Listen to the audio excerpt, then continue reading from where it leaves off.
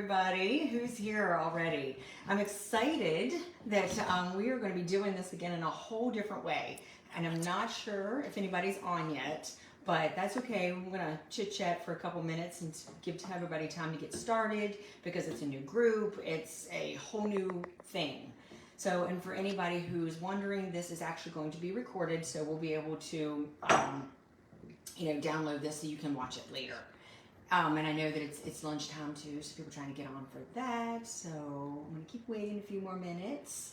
And for anybody who's met my beautiful princess, I call her, my daughter-in-law is here recording for me. So if you guys have questions, if you have things that you want to know while we're going through this, whether it's during the whole making of the food or something afterwards, health-related, that's okay.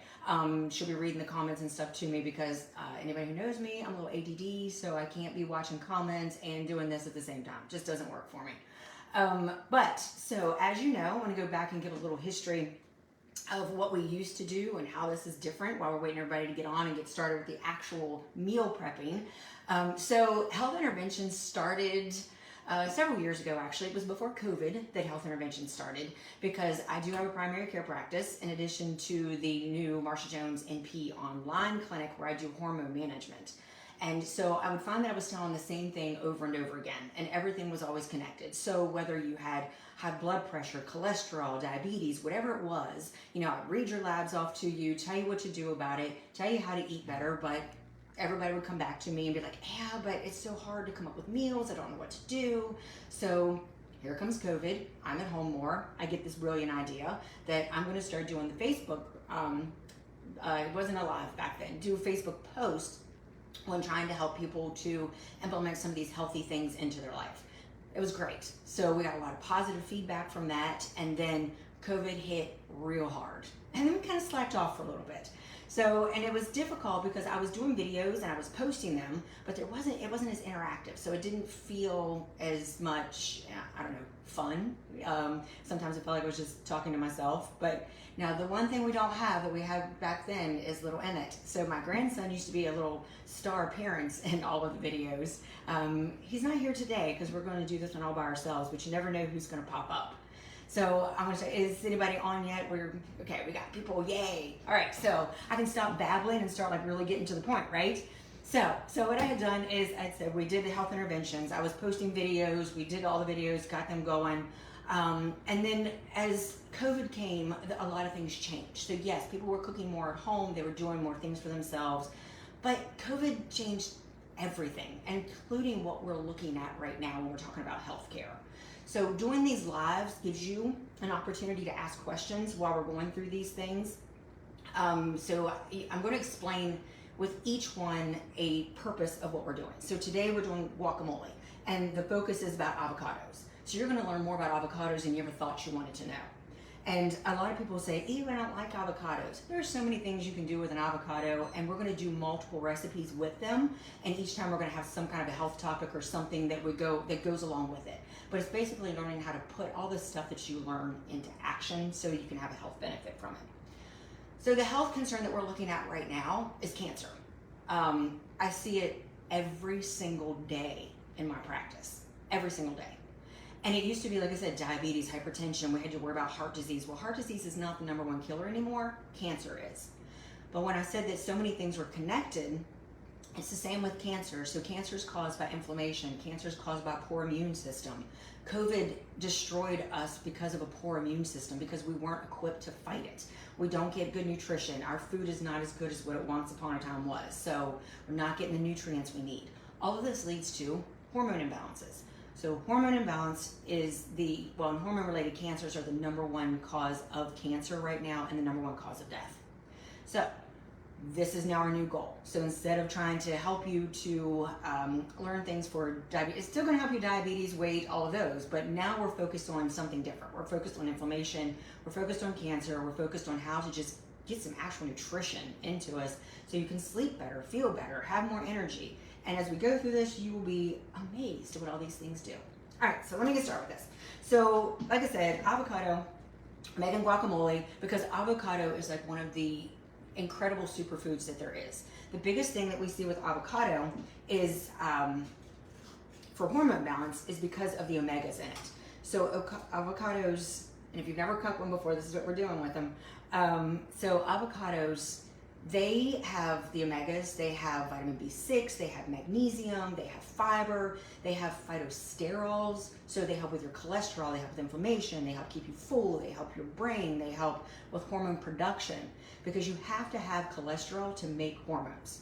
If you don't have any cholesterol, you don't make good hormones. So this is how you get your good cholesterol. And I don't want you to be afraid of cholesterol, because when you get the right kind, it does so many good things for you that you don't have to worry about it.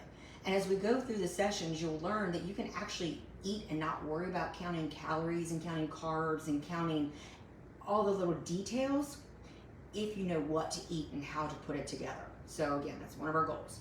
So back to the food piece, avocado. If you've never done anything with an avocado before, you want to, like, see how this is kind of soft and squishy? You want one that you can pick up and you can squeeze and your finger dents into it. If you can see that my finger dented. Because otherwise you're not gonna be able to do anything with it. So do that. I cut it like this if I'm gonna be making something. And one of the other things that you will learn with me is I am not fancy, I am not proper, and I don't use all these great tools. This is real life right here in action. So hopefully you enjoy that. So that's what I do with that. If you've never dealt with a seed, that's the other thing that's in here. The seed, you can put those into the bowl after you've made your guacamole if you would like, because it's said that it keeps it from turning brown. Because what happens with avocados is they will turn brown because of what is called oxidation. So just basically the oxygen hits it and it turns brown. You see how easy that is to get out of there? And how much of a mess that I'm gonna make. This is my trash bowl over here. So does anybody have any questions for me yet as I'm going through this? You will get a copy of this recipe afterwards. There's gonna be a link for it, and there's gonna be a link to the actual recording to the live video in case somebody wants to watch this later. No questions yet? Is everybody being quiet and shy today?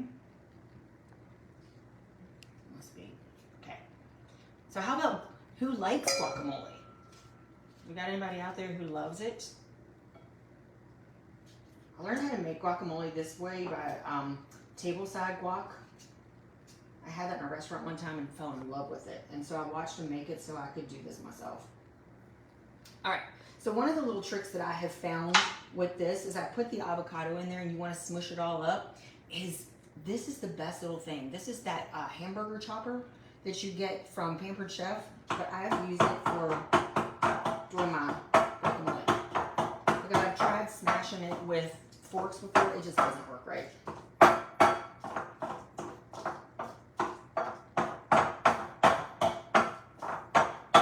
Alright, so we got that all smashed up there.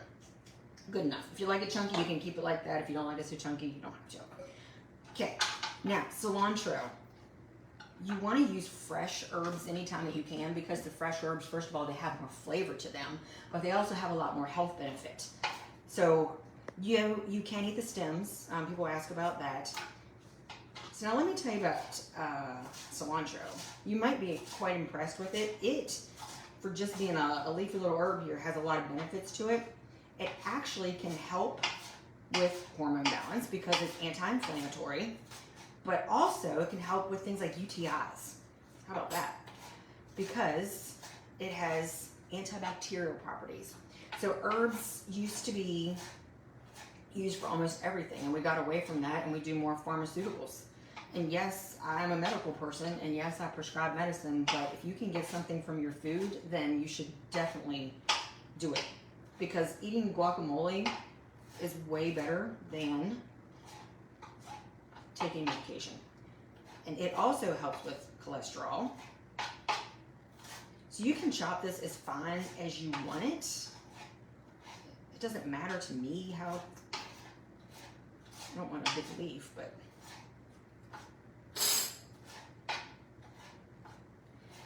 we're gonna actually do some stuff in another episode with cilantro itself, so you know how to preserve it, so you don't buy your bunches of cilantro and it go to waste. Alright, so this is me. This is how I measure also. You can take a handful, put it in there. So that's my cilantro. Now red onion. It has to be red onion because it has more health benefit to it and it has more flavor. If you use the white onions, it's just not gonna come out quite the same. So you can chop them up like that, or another thing, I'm gonna show you, like I said, all these great tips. This, another Pampered Chef, yeah, so if you do Pampered Chef, you know how much I love it. Is the best little chopper.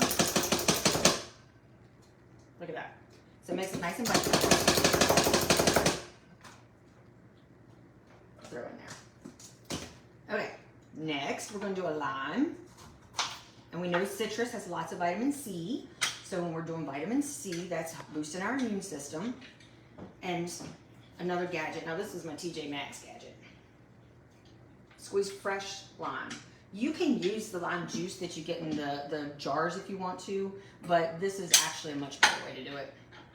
And I'm gonna sprinkle a little salt in here. So salt is another question a lot of people always have. Do you think salt is bad for you? Salt itself is not. And if you use iodized salt, it helps you with your thyroid. Because, see, here's another little fun thing for you. Goiters come from a lack of iodine. Thyroid imbalance can come from a lack of zinc, selenium, and iodine. So if you're gaining weight or you're puffy, you hold fluid in your ankles, you might actually just be deficient in iodine. And if you use a little bit of the iodized salt, that will help with that. So the Morton Salt Company, back in I think it was the 50s, put iodine in the salt because so many people had goiters. And then we all started going to sea salt and pink Himalayan salt. Back in the 80s, they told everybody to not do salt because of your heart, so everybody stopped. And then all of a sudden, here we have iodine deficiencies and thyroid problems again. So what I'm doing now is tomatoes. I got the pretty colorful ones. I do a lot of stuff at Costco, so that's where these came from. Chop them up into little tiny pieces. And then throw them in. Any of these things, I'm going to give you the recipe to have, and it's got serving sizes and portions on it. But you can adjust anything to your own taste. All right, still nobody have any questions for me? Nobody wants to know anything about hormones or avocados or health in general? Because something else with this that's important for you to know, when I talk about balancing hormones, because it boosts the immune system and it prevents cancer, I know right now there's a lot of people that are on semaglutide, they're on some of the newer medications for weight loss. When you balance your hormones, you actually lose weight also. Everything comes in alignment. You can lose weight, you can sleep better, I told you have more energy. And that's because the semaglutide that people are getting is actually a hormone. So we're injecting a hormone that helps to balance, well, it doesn't actually balance, it knocks off some of the other hormones so you don't have appetite and you don't eat.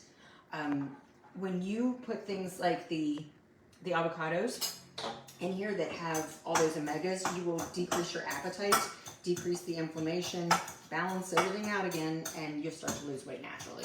All right, so that was it for what you do for guacamole. And you stir that all up. I'm gonna smash mine up a little bit more. I'm actually gonna put some more avocado in there. So like I said, you get to do it your way, to make it how you want it, to the way you like to taste it. All right, everybody's quiet again. You can ask me questions later if you want to. I know that when we were doing this, I'd done a few sessions at my cafe that we have in Springfield. And the first session, nobody asked me any questions. It was really funny. Everybody was all shy, even though I knew everybody there.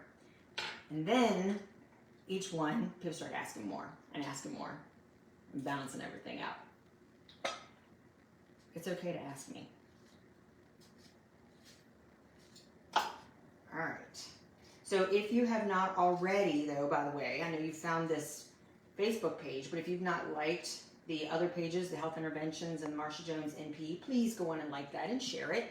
Because even if you right now don't need health guidance or dealing with cancer and need a consultation for that, someone you know might, because like I said, cancer is everywhere. Every single day I deal with cancer.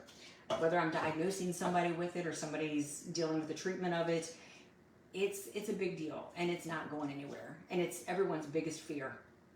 And yet it's the most neglected diagnosis I've ever seen, and it infuriates me because I'll have patients come back to the office and I'm told that they're losing weight, their appetite's low, and they're told to drink milkshakes. Well, cancer actually is fed by sugar, so it makes it run wild. So why would you tell somebody to drink a milkshake?